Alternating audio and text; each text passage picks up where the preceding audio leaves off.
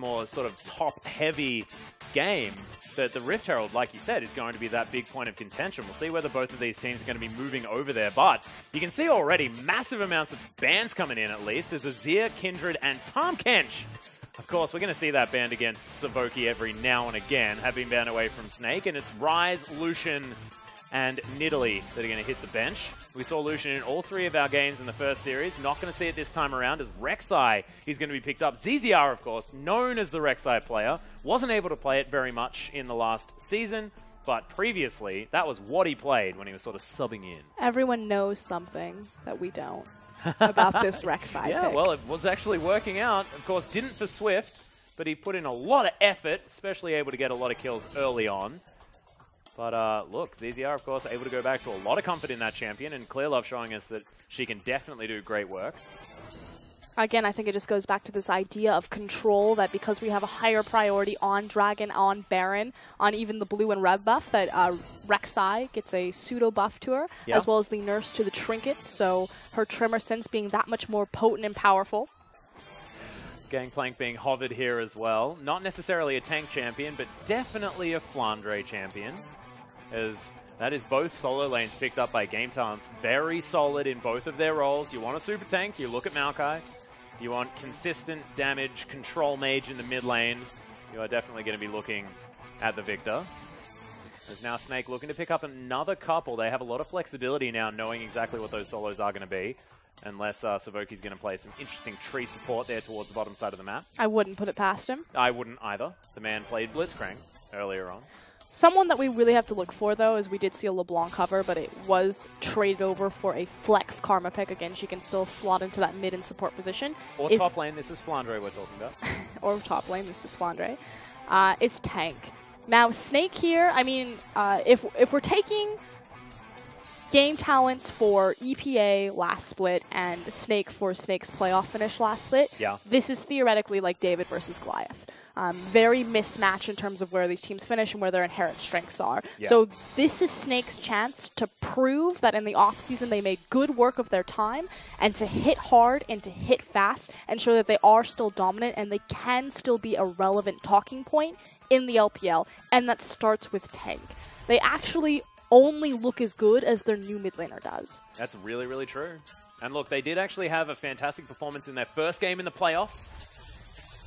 Last split, but unfortunately then were knocked out by EDG on their run towards the final. Let's see whether they have actually made any adjustments. You can see the bottom lane's now locked in here for Game Talents. The Ezreal Bard can offer a lot of power, but the Twitch already there for Krystal has been a historical pick for him, as Snake used to build comps entirely around their AD carry.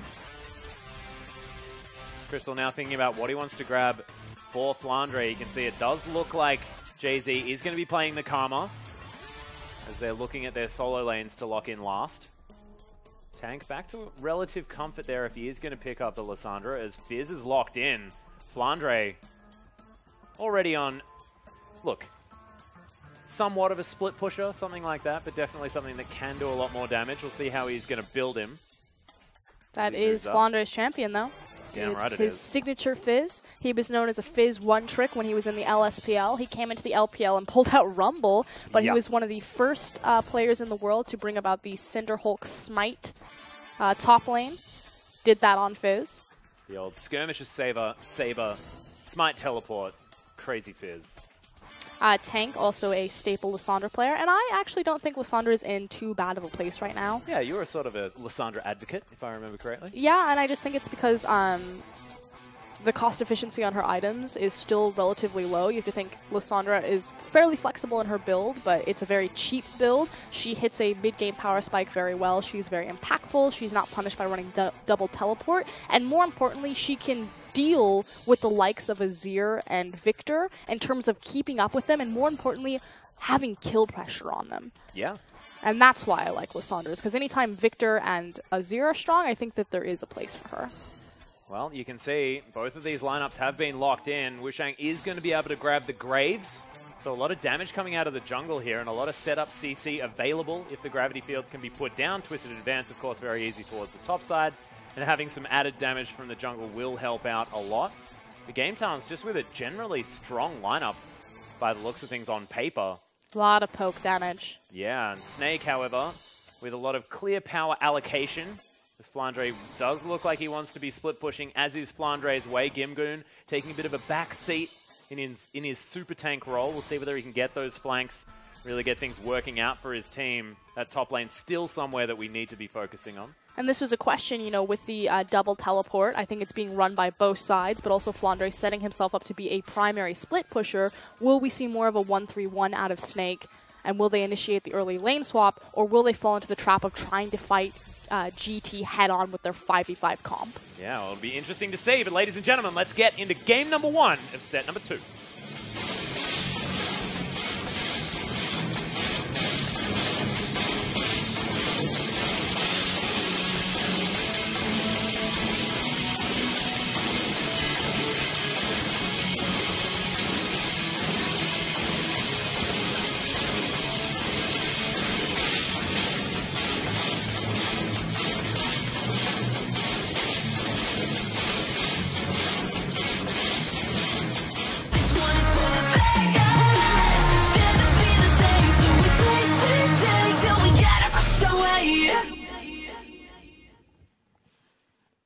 Well, hey Flandre, how are you doing? I don't think we are on Summoner's Rift just yet, ladies and gentlemen. Do you like how a pause is going to start us off? I'm loving the fly little intros. I know. ZZR looking. It caught me by surprise. That's why I was a little bit flustered when we got back in here, because man, that was some just dubstep boom right in your face. And now, look, we're just going to make sure that we set things up. Of course, we have been a bit light on as far as the pauses are concerned. Normally, you know, you get into a new patch, things are a bit crazy. Don't go there. Don't curse it. We're just not going to do it? Not cursing it? All right. The pauses have been excellent. You know, we're pacing really well. It's great. I love the pace of tonight. Keep it going. Yeah, literally keep it going. Okay. Well, ladies and gentlemen, we are going to be into the game very, very soon, but this is like a real, like, just calm down. It's going to be like Easy. 3 hours now. Easy. That's okay. How long can you talk about 6.10 patch? Let's talk about those dragons. Why would we do that when we've got Snake's weird, like, team comp to talk about? Okay. Yeah, they've got a Fizz in the top lane. They've got a Lissandra there in the mid lane. 2 champions. I mean, of course, we did see the Fizz in the last game, but I mean, Lissandra, haven't seen her as of yet. I personally haven't seen her as of yet on 6.10. Interested to see what Tank is going to be able to do with it. But the Twitch here as well, I'm excited to see what it is going to do up against a very dangerous lane of Savoki and Ezreal. Yeah, and that's the important thing to emphasize is this idea that it's Ezreal and Bard. A lot of people assume that Ezreal is weak in the lane phase, and yes, it is true that he trades his initial back battle stats for mana on the tier, but that's when Ezreal is weak. His level 1 is actually incredibly strong with the Mystic Shot. You pair that in tandem with Bard's level 1, and there is a ton of kill threat in this lane very early on, and Twitch does not lane well. No. So I'm actually really curious if Snake are going to pull their old lane swap scenario and actually swap on the new patch. Previously, Snake had about like a 75% chance to lane swap. They're one of the highest lane swapping teams in the LPL, very experienced doing it. Their coach said, we just did it in scrims to compensate for a lack of 5v5 ability, and that's what we took to the professional play. Their 5v5 strengths did get stronger. Again, this is why we emphasize tank. How good tank looks directly impacts how good Snake looks, because he's kind of like the core, I guess, or I don't even know. It's really hard to say like why he's like the tank. barometer, the sort of barometer of the team. Like if he's able to step up, the rest of the team can do their job around him. But if he sort of thoroughly drops the ball, then it's like that link in the chain is gone, and then the team looks like they fall apart just a little bit. Yeah, and then now the other question then is Ella. Ella was super important to Snake's identity of you know, maintaining their 3v3 and their 5v5 ability. When you left, the previous mid laner before Tank took over, Ella really took on the responsibility of not only being that heavy disengage support, but also being that really heavy engage support and compensating when Flandre would go too deep or go too aggressive. And for, you know, Tank's growing pains, introducing himself into the team. So will Jiezou be able to fill that role? Jiezou was a phenomenal support, but he's much more about the hard engage rather than the disengage, and Ella had to do both. Yeah, that's exactly right. One thing I do want to talk about, though, is sort of how these team comps have worked themselves out, because I have a feeling that if game talents get themselves into a lane swap situation, they will be able to do things a little bit faster. They have access to the Essence Flux. you know, things like that, increasing attack speed. If they want to get junglers involved, Graves takes down turrets far faster than a Rek'Sai does. So I'm interested to see whether or not Snake do try to go for that, or whether they actually search out these sort of standard lanes just because they may not necessarily have as many tools in order to take down turrets early. The other thing is you also want to make sure that Fizz is okay. Yeah. And that he gets the matchup that he wants. Although Snake are notorious about putting Flandre behind and then coming into this weird stalled mid-game where he effectively farms himself back up to relevancy. Yeah. Like, they don't allocate farm for Krystal. They allocate it for Flandre. But we're just going to check in to see if Snake's tendencies are left over from spring into summer split. Yeah, and I also want to see the evolution of Flandre here as well, because if we are going to move into a meta that doesn't have quite as many of these lane swaps, then I have a feeling that it could potentially either make or break Flandre. If he continues on his downward spiral, things could look worse and worse. However, if he comes into his own and is that really dominant laning player that he was always known to be, especially when he was picking up all of his crazy picks, doing mental things, throwing curveballs, making sure that, you know, the top lane is something that always needs to be addressed, then things could go fantastically well for Snake, because with Jiezou now on the roster, might unlock Krystal's former aggressive tendencies, and we may see sort of this evolution and change of Snake into a very different team. Yeah, we'll see how aggressive he gets with Twitch Karma lane. Well, yeah, this game, not going to happen. Like, it's just flat out not going to happen. I mean, he's got some poke potential. He's got Karma there, I guess. You know, Karma's often known for a little bit of early power, but yeah, Twitch, not so much. It ain't a Draven. Let's just say that. No. I still think it comes down to this idea that this composition, as I'm just looking at it on the paper, is set up for a 1-3-1. You have a double teleport on Lissandra and Fizz, split pushing ability there, and then you also have a Karma.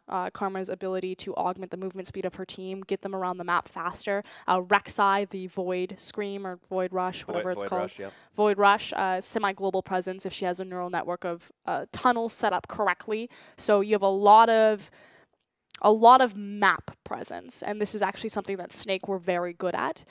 It's now about executing it against the likes of hard engage from the Maokai, so look for those twisted advance flank plays from GimGoon, and GimGoon is a phenomenal top laner. Yeah. Our two top laners that we've seen previously today, V is a workhorse, Mouse obviously very new, but GimGoon has to be held to a very high regard and standard to execute on this correctly. Yeah, and often the games that EPA won are almost all about GimGoon and what he was able to do for the team. The guy, his poppy was phenomenal to watch, but it doesn't matter whether he's on a tank, whether he's on a carry or a split push or anything like that. This guy is always able to get his job done, and I like that you bring up the fact that we're relying on Maokai like flanks and teleports in order to get like this team ahead. Because it's not only the fact that, you know, GimGoon's a phenomenal player, but that is what this team is going to rely on, because they need to lock Snake down and get themselves into a position where they can teamfight with this, like, teamfight heavy comp. They also have the long-range initiation potential from Bard, which we've seen more pull out some amazing Timid Fate. So see if Savoki can do the exact same thing, but it really comes down to they have the hard engage tools. This is a very 5v5 oriented composition. You've got Graves who's doing the AoE damage. You of course have the big Viktor. Ezreal can throw his ultimate across everyone. So making sure that game talents, you know, follow up on the success that EPA found on the back half of their split and start strong in the LPL, putting the right foot forward. Yeah. I also really like this this comp in sort of choke points and things like that. And if Snake is going to be moving around the map, you know, trying to get into these like 1-3-1 scenarios and get things working out effectively, then they are going to be heading through the jungle. What's scary though is I agree with you that they want to fight in choke points, but actually it's all theoretical, honestly. Yeah. No, what's really cool is to take a composition, and I learned this from some of the coaches in the LMS region, is you take like a comp and then you write down what is the core of the composition. So the core would be like the two champions that are most important to it. So anytime there's a Maokai Viktor comp, guess what? They're probably going to be the core of the comp. Okay, so where do those champions like to fight? In these tiny little choke points. When do they like to fight? And then it's identifying their power spikes. If you look across at Snake's composition, it's the exact same thing. We want to fight in choke points, but we want it to be skirmishes. So it's a 3v3 from Snake in choke points versus a 5v5 from game talents. That's exactly right. We are back on the Rift, though, ladies and gentlemen. Snake versus game talents. And look, Flandre has taken fervor of battle. Hell yeah, that's my boy. We're fervoring of battling. We are battling fervently. End of the line, not going to be so much of that, as ZZR just shrugs it off. wanders out of the way of the secondary damage. Maokai is there for GimGoon. The guy's adorable. Yes, he is. What a scary, adorable tree he is. Thing, though, is that GimGoon and wushuang have shown themselves on the top side of the map by placing that ward and also playing around with ZZR. So it is going to give free information and a free pass for Snake to initiate the lane swap. And there they go. Krystal and Jiezou, 99 problems, heading up to the top lane. But a Twitch ain't one. Well, game talents aren't one for him anymore. Well, we shall see exactly whether or not that Twitch is a problem. As Krystal, you know, has had up and down performances as he wanders towards this ward. Now going to walk over it. They're going to see it die. Oh, sad boys. Yep. There's a sapling there as well. Lasts a little bit longer now. But they do know, again, that wushuang and GimGoon are on this side of the map, so still continue to check in. We'll see if Jiezou goes further into the jungle. Yep, he is going to go deeper and head towards that Raptor camp, while Krystal will go collect solo EXP in the top lane. Yep.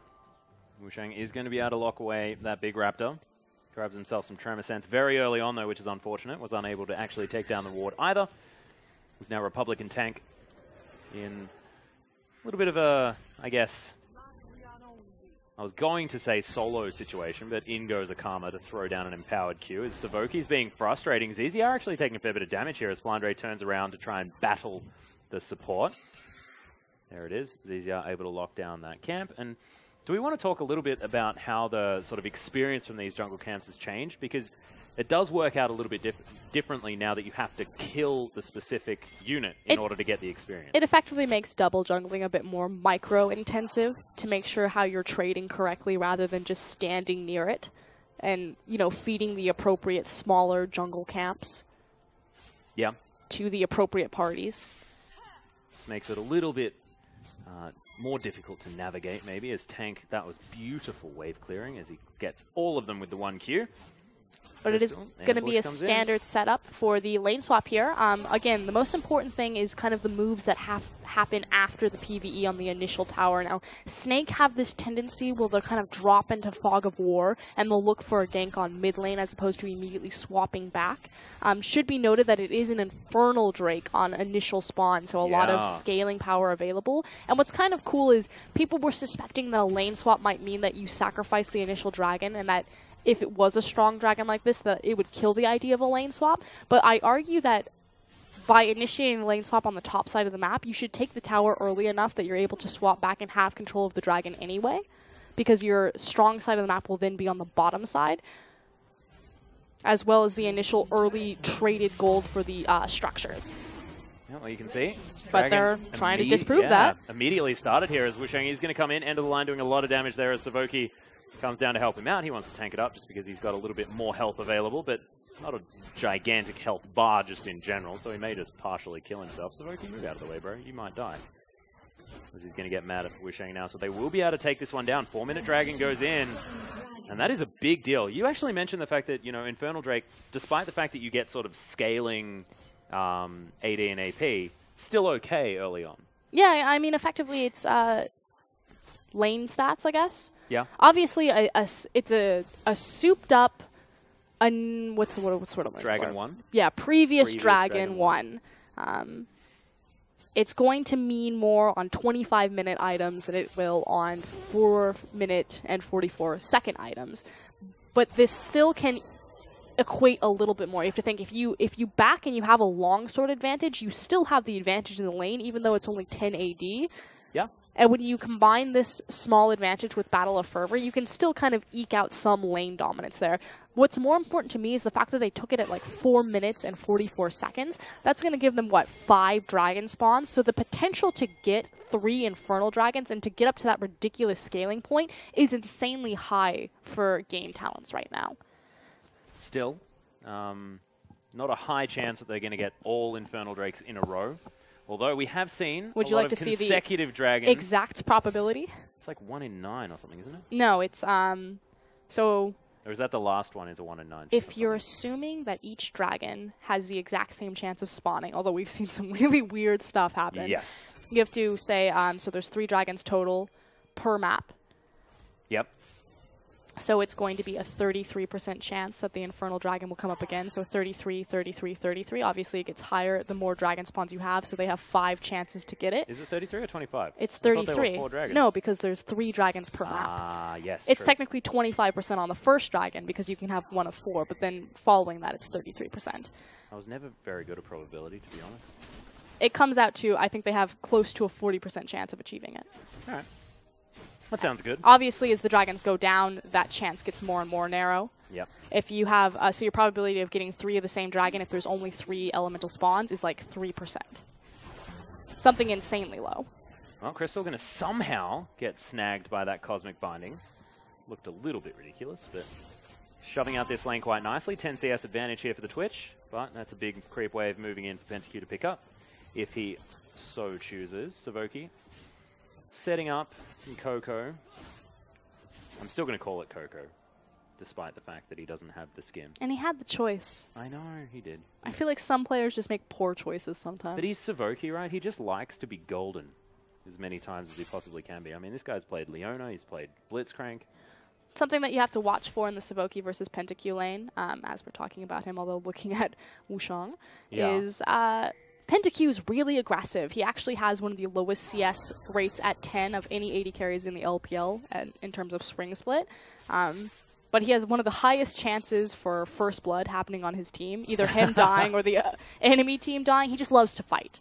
And Savoki is kind of in this position where it's like putting him on the leash, holding him back. He's like one of those guys that's rushing forward, and Savoki has him like in the headlock, holding his arms like, it's not worth it. Yeah. Just hold me back, hold me back. Just let it go. Walk away. Which I find interesting because a lot of what we've seen from Savoki is actually quite aggressive in a lot of his play, but a lot of it really interesting in how he goes about everything. Tank farming out very nicely here in the mid lane, but so far it's a bit of a farm lane between these 2 control mages. First backs have come in. You can see Abyssal Scepter is Tank's first item of choice. Makes a lot of sense. And Lissandra, this is why I really like her on this patch, just given the fact that you now on your core items get cooldown reduction. Yes, that's what I'm saying. When I brought this up in Spawn and Rusty were like, "No, Lissandra." What I was like, but she's so cost efficient on her. We shouldn't have this conversation now. They can't defend themselves. Oh, yeah, this is true. I love having conversations when I know, and people I'm just can't a play-by-play. defend I'm themselves. just going to agree with you. Like, it's just. You know, no, nice. my big thing about Lissandra, I don't think she's S tier. Like, obviously, I don't think she's in the same league as, like, Viktor or Azir, but I think she's a viable answer as we do see a roam being set up here. If she has anything, she's got lockdown CC. GimGoon level 7 here as well. Zeziar's going to make his way in. There's the knock-up. Claw of Doom comes in as Tank gets the Circle of Frost down. The ultimate is still available here from the Lissandra as he throws it out, and Flandre tried to grab it, but it's going to be picked up by Tank. And what did we say? Barometer for the team. First blood comes in. Nicely done. Yeah, making the nice roam because he has the wave clear to compete and to keep up with Viktor. The nice thing about Lissandra is that she's able to answer that. Yeah, tying it back.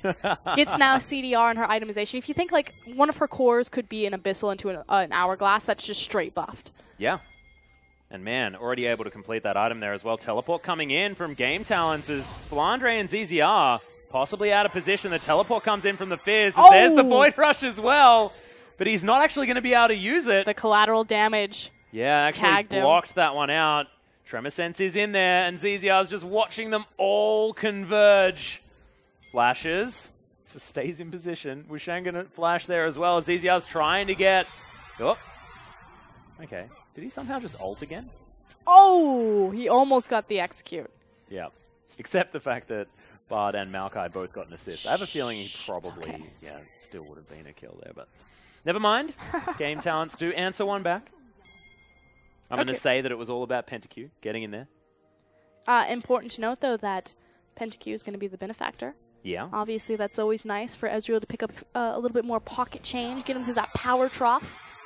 Precisely. Does have a sheen under his belt there. I'm already done with this Void Rush screaming. Yeah. My goodness. Thank God it's now on cooldown. ZZR takes himself towards his bottom side jungle. Don't know why she just likes to make sure that we understand. Yes, I'm going back to farming. Quick, everyone understand this.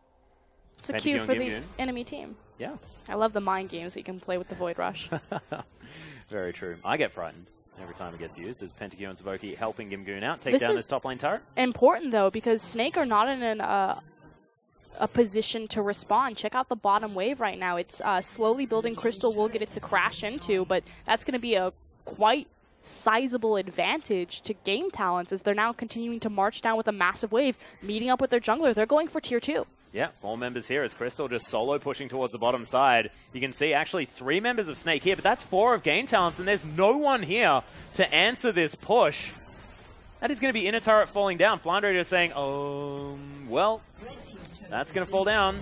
It's been traded now, but that's an outer turret. This is a victory for Game Talents, most definitely. But here comes the question now. Where do Game Talents go from here? Looks like they're going to collapse onto Flandre. Yeah, Playful Tricks is going to get him to safety, though, and they're going to continue pushing forward. You can see the backs come in from Jiezou. Magical Journey is going to be taken to get Game Talents out. You see the backs coming in?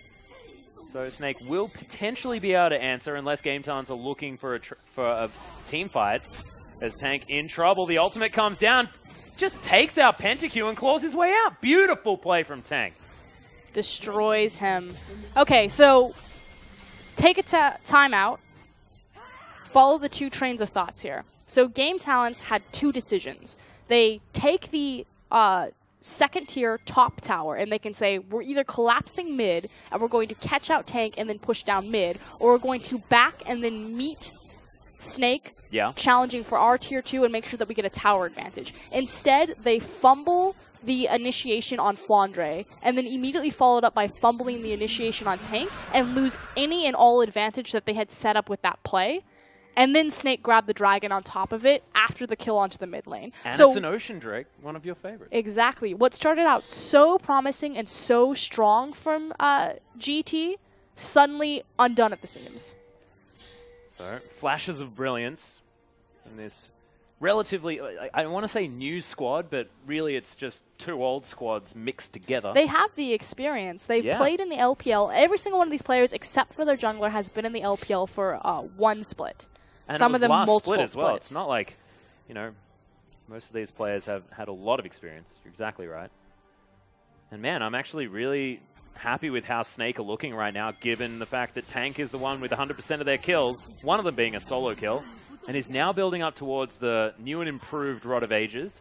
I was half expecting something like a Morellonomicon into Roa type build, just because both of those items have changed a little bit and have gotten relatively better. You just have so much flexibility with Lissandra. You could go into the Nomicon, you could go into the Roa, you could go into an Hourglass if it's needed, just kind of depending on what she's facing across from.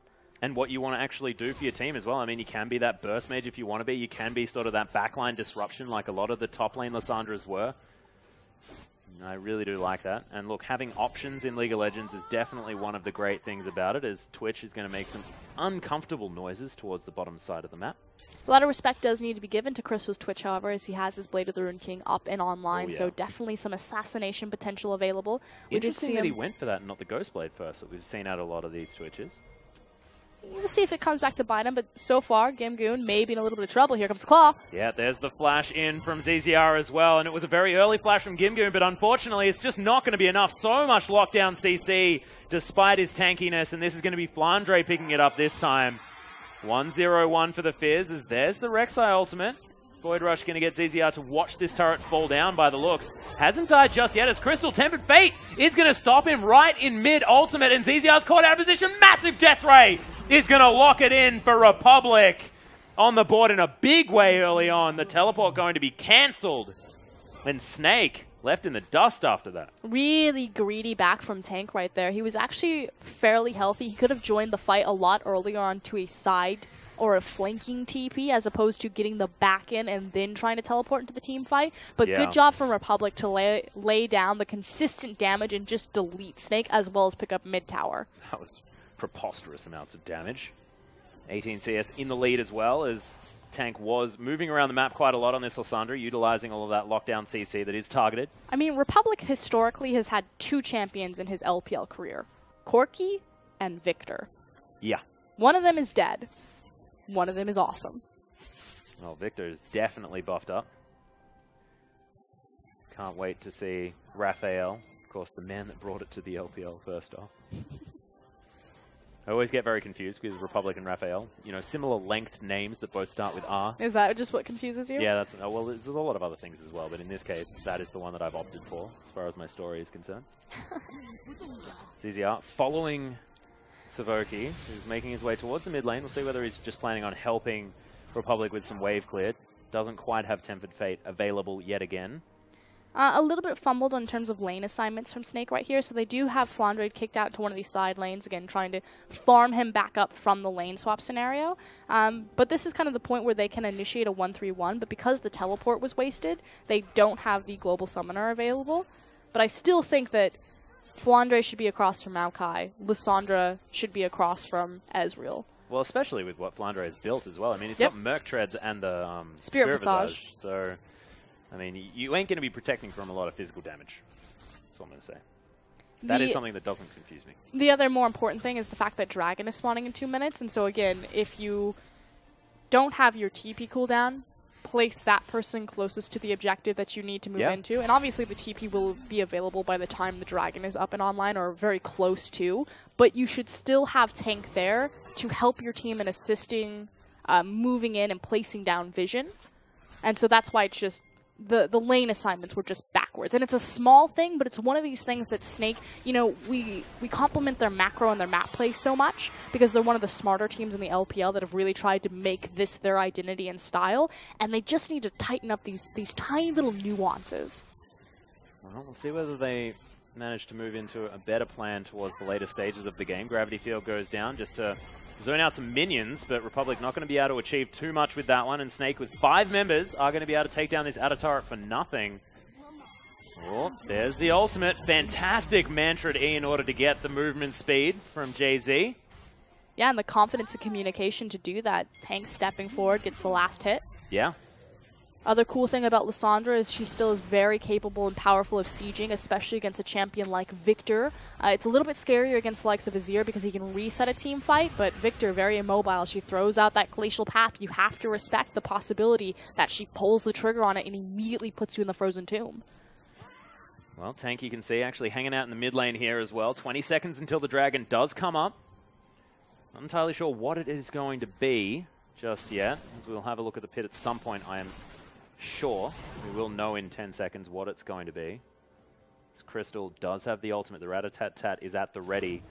Tank, a lot of lockdown. ZZR as well, a lot of lockdown. It's an Ocean Drake to come in. Will be the second for Snake if they pick it up. But GT already in the pit. And there is a Viktor coming over as well. They actually pull off here, at least trying to pull the Dragon out. And Snake don't actually look to be trying to get in here. Teleports, multiples coming in from Snake as it has been locked down now. ZZR, maybe a little bit early as the fish. Not going to find anyone. GimGoon right on top of Flandre. Snake! Oh my god, Tank, massive damage with the ultimate. But look at the True Shot barrage. wushuang able to lock down Tank now as well as Krystal. Trying to kite back. There are low health bars on GT. Krystal starting to rip through them. Fantastic exhaust is going to stop the damage, and the Twitch is still alive. PentaQ able to play the back half of that fight well as Savoki with a slight outplay onto ZZR saves his own life, but it's a 3 for 3 in the end. 3 for 2 actually, as of course the blinking health bar of the Rat is going to mean Snake come out ahead, but Dragon goes to GT. And that's the big thing to underline is the fact that GT secure their second Dragon, so now have an Infernal and an Ocean underneath their belt. Team fight was saved on the back half of Tank there, making sure that he gets his ultimate in the middle of multiple members, but unfortunately, Flandre missed a huge portion of his damage by not landing that sharp, and there was little follow-up when Lissandra finally did lock people down, so good zone control to keep Krystal out as long as possible. Yeah, unfortunately, short-armed the fish. As, the collateral damage True Shot Barrage combination just did so much work in an AoE sense from GT. And the fact that the Rat-a-tat-tat couldn't follow up the Lissandra ultimate, that it was pretty much for that duration of the ult. Yeah. Him hitting Maokai. Well, Flandre just going to clear out some Krugs on the bottom side. PentaQ grabs himself a red buff. We'll see where the next point of contention is going to be. Baron now up. 20 minutes into this game. Hurricane now done here for Krystal as well. He had a lot of money to go back and spend after that team fight, which is possibly a big deal considering the fact that I think he just fought on that Blade of the Ruined King and Ezreal. Now with a lot more available to him. Obviously the cool interactions of Hurricane and, what is it called? Contaminate? Yes. Nailed it. Making sure that he does as much damage as possible, poisons as many things as possible, makes himself into a sort of pseudo Kalista. I think it's a bit of a stretch, but you know the idea. We'll go with it. Yeah. But it's easier now. Feeding tank a blue buff. wushuang a little bit late in order to try and steal that one away. Clearing out vision now. And tunnels. Savoki is going to eat one there for himself. You can see lots of vision available from Snake. Doing a lot of work there as now, finally, some armor picked up from Flandre. 20% CDR here as well from the Fizz. And that's the cool thing. It's been a while since we've seen kind of the top lane tank Fizz. But effectively, he gets pseudo-tankiness out of building CDR because you spend more time than in the air on your troll pole. Yep. Obviously not taking any damage while you're up there, which means that you last longer. Well, let's see whether Flandre is going to be able to get some more work done in the next fight. 1-1-4, doing decently well as Snake, you can see, holding relatively consistent gold lead for the last little while, but it's only to the tune of 2,000, which, might I add, is not a lot to write home about. Sounds nice, though, but more importantly is I finally got to look at that dragon pit, and it's another infernal dragon, which means if, I always want to call them KMT, if game talents are able to secure they'll bump up that stat to 16% scaling AP and AD. And if Snake grab it, then they will even out the dragons with GT completely. And this is when this really starts to make a difference at that 22 to 25 minute mark. Yeah. Obviously on the completion of 3 items. This is likely to be one of those dragons that Snake might prioritize a whole lot more. We'll look to see whether they are going to get into position a whole lot earlier this time around. As you can see, Jiezou already down there trying to get vision up. They do have the Rift Scuttler, but maybe a little bit too early as it's now only 2 minutes until that comes up. Tank just clearing out this mid lane, looking for the Zhonya's Hourglass as item number 3. Still stacking on the rower.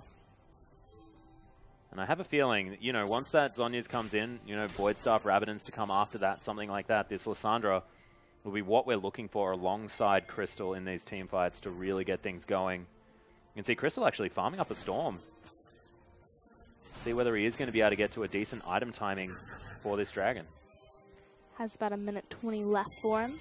Yeah, BF Sword now completed, so it looks like Infinity Edge is trying to be picked up from the Rat. But I like it. He's gone back, made sure that he's spent as much money as he can in the minute that he has before this dragon spawns. And you can see GT prioritizing it a lot. All 4 members bottom side of the map. And that's the big thing is both these teams, like I said, hovering around the bottom side, peeking their head into enemy jungles, trying to set down true pockets of vision. Yep. Flandre, Barmy Cinder there helping him clear out that mini wave. Ambush actually going to come in as Krystal trying to get the damage down on Republic. Flashes out of the way, but there's the Chaos Storm. Oh, True Shot Barrage is going to miss as wushuang heads over the top. Krystal still alive. Not sure how, as Republic is eventually able to lock that one down, but Tank, massive damage. Flashes forward. PentaQ in trouble. He's not dead. There it is. Jiezou picks that one up. As now Tempered Fate just keeps Tank alive for a little bit, stops the minions from hurting him, and Snake find themselves 3 kills. An absurd play from Krystal comes out on top there. Great follow-up from the rest of his team, but wow. The guts to make that call. What was I talking about? You know, the old aggressive Krystal. Well, there it is, playing on the Twitch. Baron will be started. They were spotted out by a ward, so we'll see if GimGoon and Savoki have anything. Yeah, Flandre is actually going to deliver him a fish here as GimGoon bouncing into the air, throws down the ultimate. He's very, very tanky, but Snake, they're going to be able to kill him. Tank locks that one down. They grab the top laner. We'll see whether they look for the dragon next. Important, though, that they were able to stall out the Baron, so very good job from GimGoon and Savoki to give their team another foot back into this, and they are in position and in time to contest this Infernal Drake. Well, GimGoon, no teleport, which is very, very important. Otherwise, he possibly could have just respawned and come straight back in. But, like I said, Snake moving down there, seeing what they can do. It actually looks like the Baron is what Snake are looking at, still pinging it out.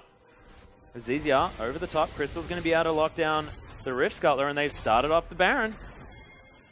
And not even caring at all. They know that it's warded. They've just cleared one out, so they're just trying to lure GT here. Here comes TP on the back of the pit.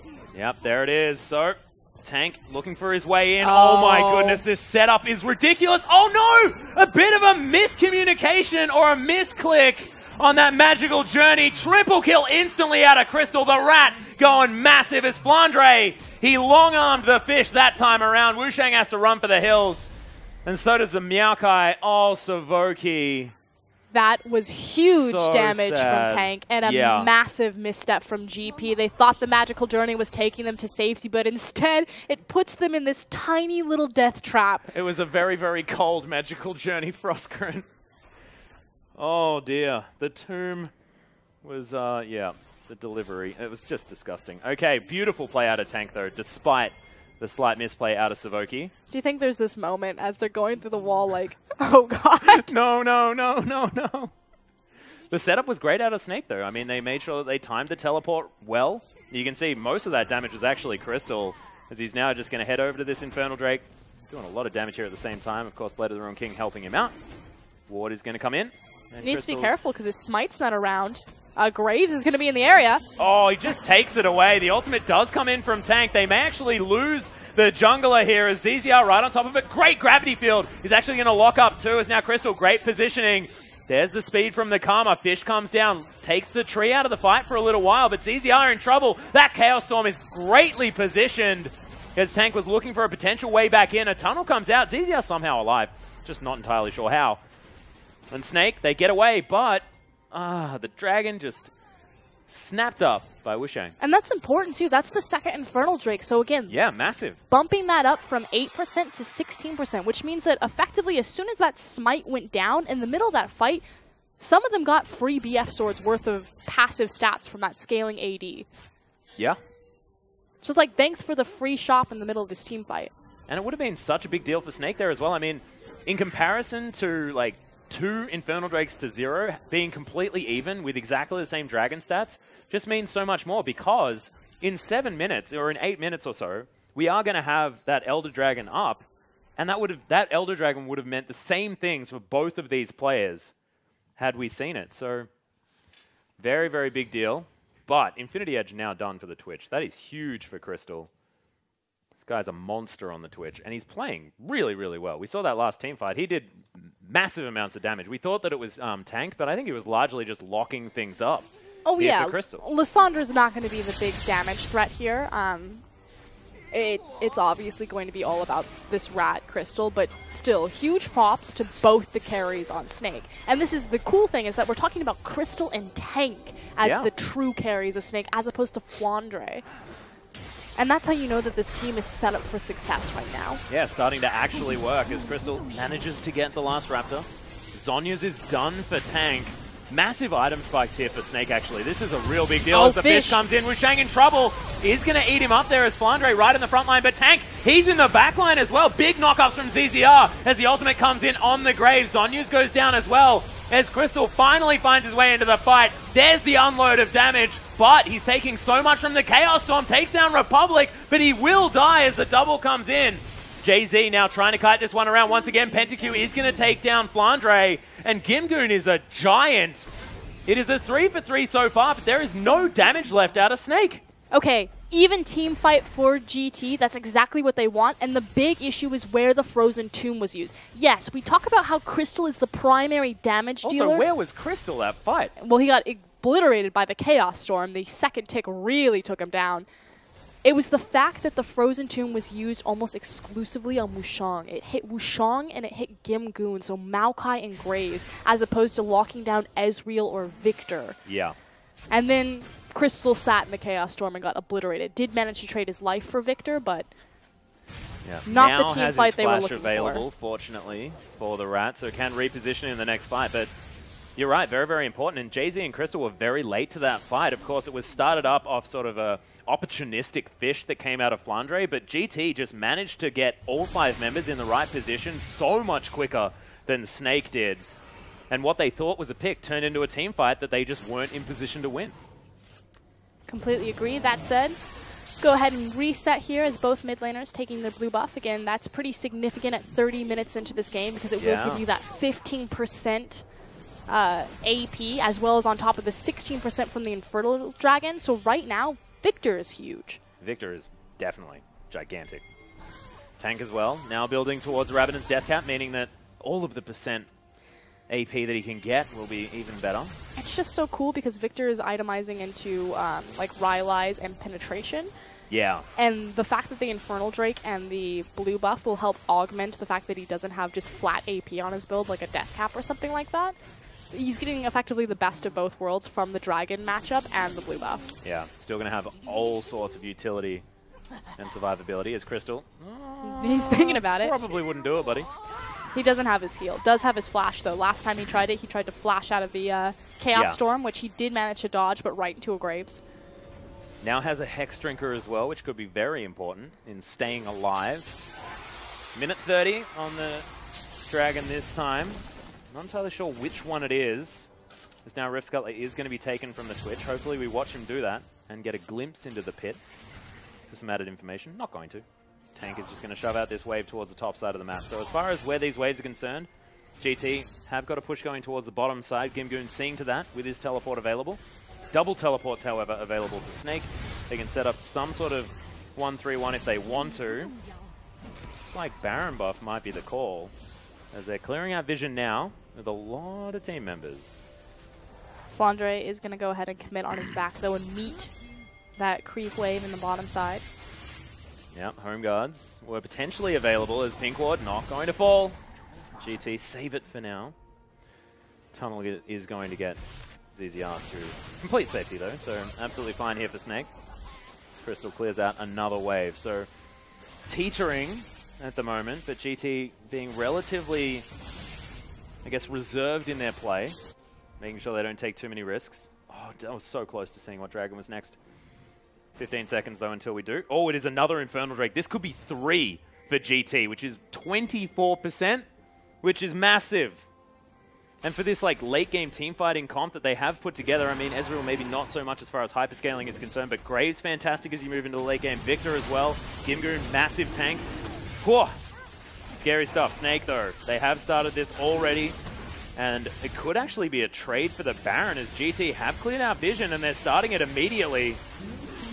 There's the Dragon. So that's Infernal number 1 here for Snake. But are the teleports going to be used? Tanks on the back of the pit. Oh, what the hell? Did GT actually... No, they didn't. They didn't. Tempered Fate comes in. They have locked down the Baron. Tank right in the middle of it. Has the Zhonya's if he wants to. There's Flandre. He's now found his way in. PentaQ in trouble. As now Republic. He's been knocked up. wushuang has taken down Tank. But PentaQ has to deal with Flandre. He's on top of both carries. Can he do it? 1 versus 3. Savoki, there it is. The triple kill for Flandre. And GimGoon, he's trying to do the same, but unable to. Tunnel in from ZZR. GimGoon in trouble. There's the smite. And there is the ace from Snake. This is the Snake that we expected. We said they have to hit fast, they have to hit hard, and they need to make an impact. This is a team that they should roll over, and they need to prove that they were still relevant to be in the top talking points of the LPL. And more importantly, this is the Flandre we expected. No longer that over-aggressive, throwing the game for his team. Yes, it's Krystal and Tank that set up Snake early, but Flandre capitalized beautifully in this fight. First and foremost, check out where Krystal is. Krystal's going to try to sacrifice his positioning in the back half of this fight because he wants to get backline damage onto Republic and PentaQ. You see him tag them twice there, but GimGoon is on top of Krystal. Twitch is no longer a part of this fight, and that's why it's so massive for Flandre to get into the backline and to make the outplay for the triple kill. Yeah, beautiful play. And now heading back in, GT looking for an engagement here. The flash is going to be flashed. As Cosmic Binding comes down, GimGoon looking for the flanking play. Yeah, they're going for the sandwich. Flandre finds his way back in. Savoki in trouble as the fish comes in. He may actually take down the Bard without anything else happening. Tank wants to get himself into a position for the ult. Oh, the poison! Is it going to be enough? No, it's not. Savoki survives. Will be able to offer the utility in the back of this fight, but Flandre still fighting his way forward. Death Ray comes in. Krystal in an uncomfortable position now at about 2/3 health.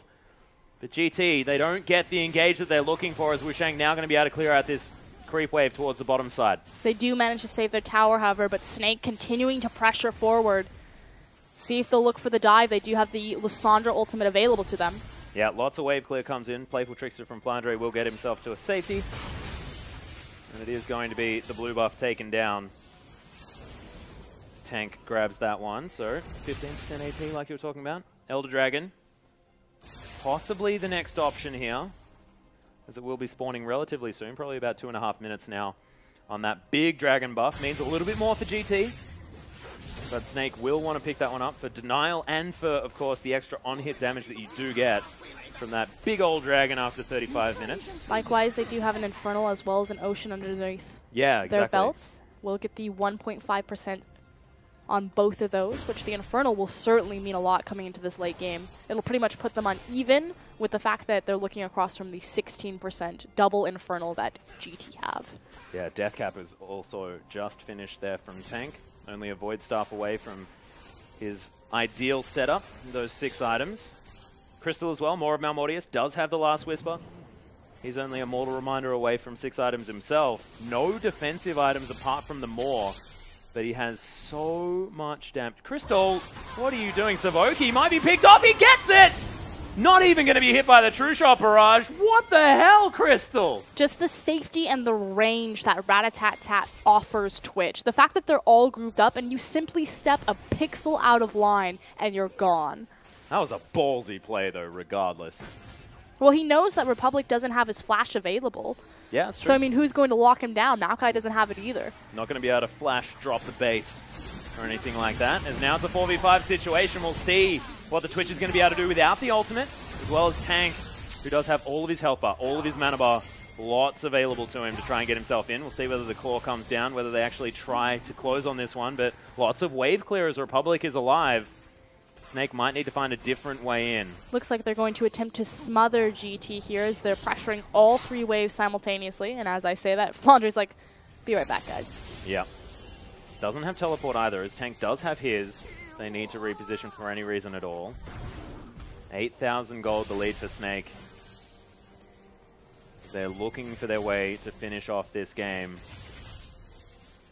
PentaQ able to clear out that wave quite nicely. Krystal. This Hurricane is going to see to this minion wave very, very easily.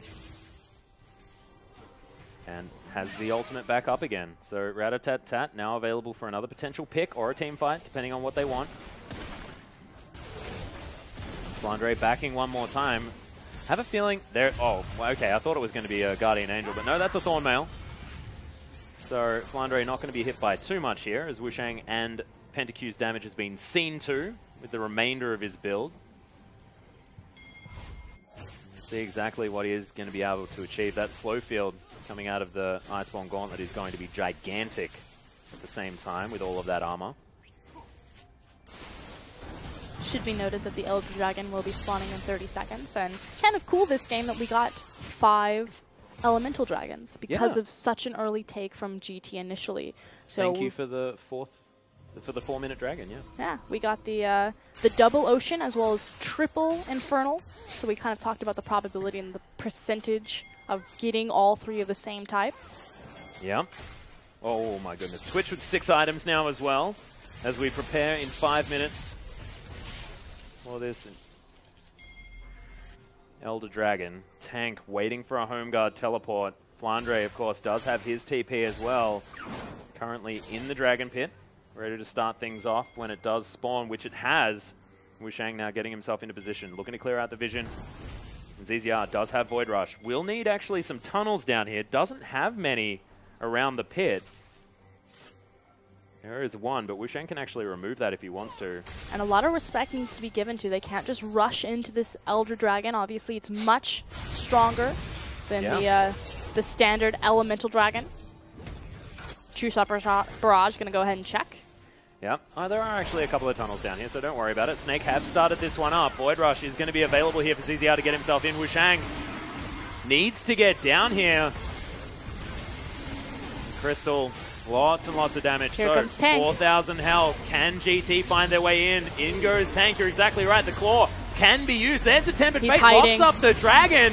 It is going to be taken there as ZZR grabs it. Look at the AoE damage coming out of Krystal and Tank. Massive work. It's in fact a double kill that comes down for ZZR, but it's a triple kill for the Twitch. Oh, actually, no, he actually grabbed the dragon. This could be a quadra kill now for Krystal as he's chasing after it. That is going to be it. The ace comes in, the quadra for the rat, and this could be the end of the game. Tank is so good at playing with Fog of War. Something that we initially noticed when he joined the LPL, as well as his time spent in Korea, is how he fights around Fog of War. Yeah. And just like how clever he was to come into the teleport, didn't immediately rush into the fight, waited for the perfect moment, used his claw through terrain to hide himself for as long as possible, and set Snake up for success. A 5-man Frozen Tomb. And then so much damage done by Krystal. 12, 2, and 8 for the Twitch, who was able to sit in the back and just go to town. The Nexus is going to fall. Snake starting off their LPL run with a victory against Game Talents. Team that we didn't quite know what to expect of, as it was EPA and sort of M3 mixing together. But honestly, they impressed me a little bit more than I was expecting from their side, because Snake, I actually thought were going to be quite strong heading into this, and GT really put up a fight. They played really